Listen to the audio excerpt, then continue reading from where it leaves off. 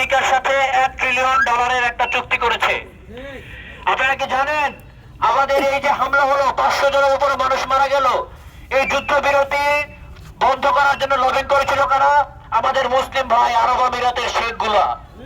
এবং আপনারা কি জানেন পশ্চিমা বিশ্বের যতগুলো বিজনেস আছে প্রত্যেকটা বিজনেসে আমাদের এই আরবের শেখদের তেল বেচার টাকা বিনিয়োগ করা আছে।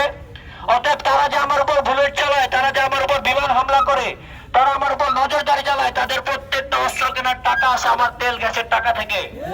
অতএব আমরা শুধু মিছিলে স্লোগান দিলে হবে না, আমাদেরকে তাদের পণ্য বয়কট করতে হবে। তাদের প্রত্যেকটা জায়গা তাদের উপর আন্দোলন গড়ে তুলতে হবে। ফেসবুকে ইসরায়েল লিখলে আইডিতে রেস্ট্রিকশন দিয়ে দেয়, কারণ ফেসবুকের মালিক আমি না, ফেসবুকের মালিক হচ্ছে ইসরায়েল। অতএব আমরা আমাদের জায়গা থেকে সবাই ইসরায়েলের পণ্য বয়কট করবো। সবাই রাজি আছি তো?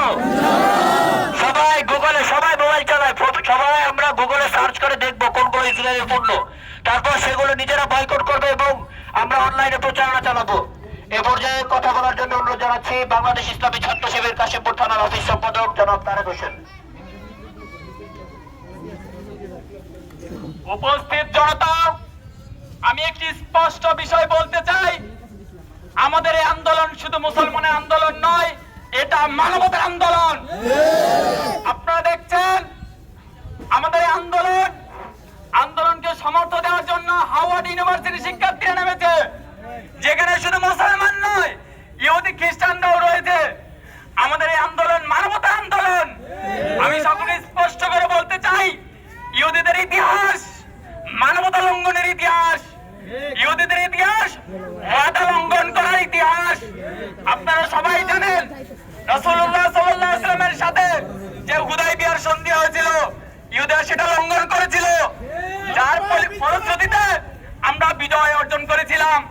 আমি সর্বশেষ বলতে চাই, আজকে ইহুদিরা যে মুসলমানের সাথে, আজকে ফিলিস্তিনের সাথে যে ওয়াদা লঙ্ঘন করেছে, আমরা ইনশাআল্লাহ এই ফিলিস্তিনকে অর্জন করব, আমরা ইনশাআল্লাহ বিজয় বরণ করব ইনশাআল্লাহ। আমি এই কথা বলে শেষ করছি।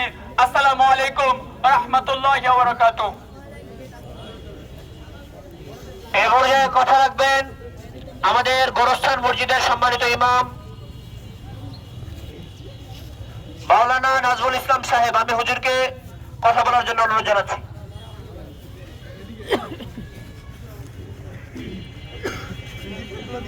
আসসালামু আলাইকুম ওয়া রাহমাতুল্লাহি ওয়া বারাকাতুহু। আমরা এখানে একত্রিত হয়েছি মাহে রমজান, তারপরেও আমরা এখানে জমায়েত হওয়ার উদ্দেশ্য একটাই, আমাদের এই ফিলিস্তিনের ভাই বোন শিশু বাচ্চাদের উপরে এই ইহুদির হায়নারা যে অবস্থায় ঝাঁপিয়ে পড়ছে, প্রায় 500-র কাছাকাছি এই মাহে রমজানে তাদেরকে শহীদ করছে। আমরা ইসরায়েলের লগে আমাদের কোনো সম্পর্ক থাকবে না ইনশাআল্লাহ।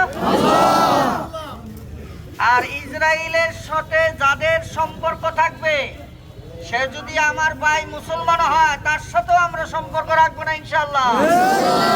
কারণ যে ব্যক্তি এই মাহে রমজানে ফিলিস্তিনের উপরে এত অত্যাচার, এত জুলুম নির্যাতন করছে, তারপরেও কোন মুসলমান যদি তার পক্ষে নেয়, আমরা তার বিপক্ষে জিহাদ ঘোষণা করবো ইনশাআল্লাহ। আসলে আমরা কাশিমপুর অনেকগুলি মসজিদ, শত শত মসজিদ, আসলে কিন্তু এটা সবাই পরামর্শ করে যোগাযোগ করে এই কাজটা করা হয় নাই। আমরা এর পরিবর্তিতে বৈষম্য বিরোধী আন্দোলনের ছাত্র